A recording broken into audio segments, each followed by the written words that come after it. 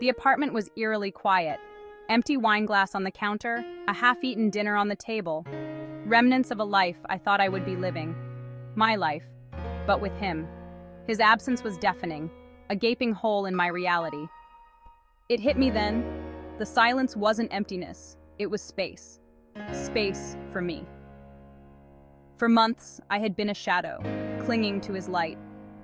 Now, thrust into the unexpected glare of singlehood, I felt exposed, vulnerable. But as the days turned into weeks, a strange thing happened.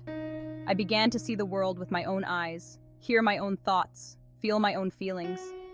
For the first time, in a long time, I was alone. And it was terrifying and exhilarating. I started small. I woke up early and watched the sunrise, a kaleidoscope of colors painting the sky. I took long walks in nature, the crunch of leaves under my feet a grounding rhythm. With each step, I felt a weight lifting, a sense of self re-emerging. The woman I thought I had lost was not gone. She was simply waiting to be rediscovered.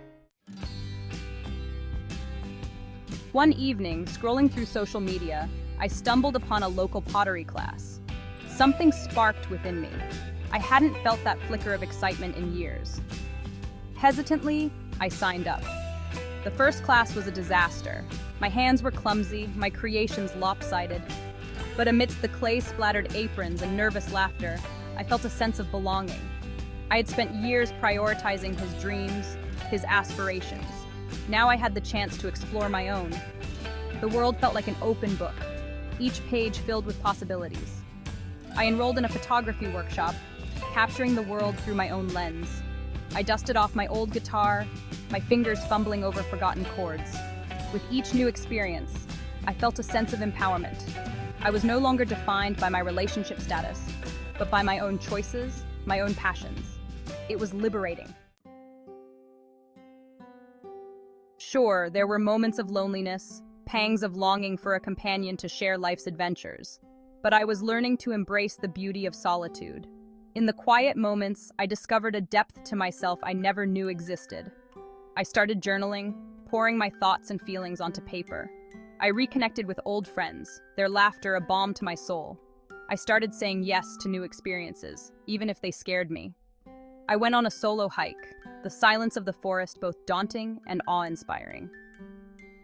I booked a last-minute trip to a seaside town, watching the sun sink below the horizon, painting the sky in hues of orange and purple. With each experience, I felt a surge of confidence, a sense of accomplishment. I was learning to find joy in the everyday, in the simple act of being present in my own life. It wasn't always easy, but it was always worth it. Solitude didn't mean shutting myself off from the world. It meant being more intentional about the company I kept.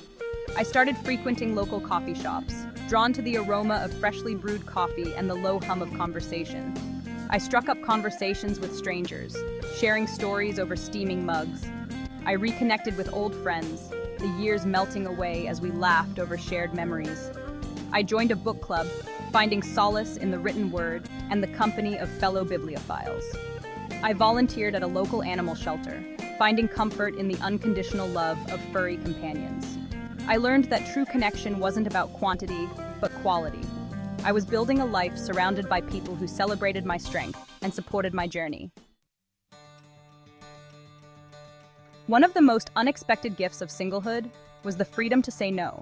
No to obligations that drained my energy. No to relationships that no longer served me. No to expectations that weren't my own. For years, I had contorted myself to fit into the mold that others had created for me. Now I was free to define my own life, on my own terms.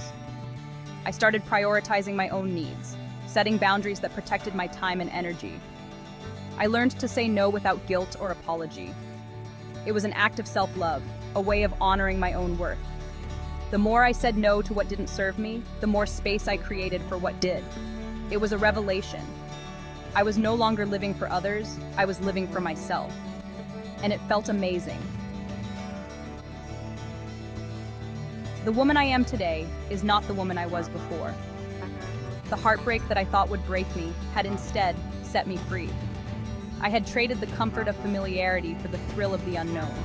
I had learned to dance to my own rhythm, to embrace the beauty of my own company.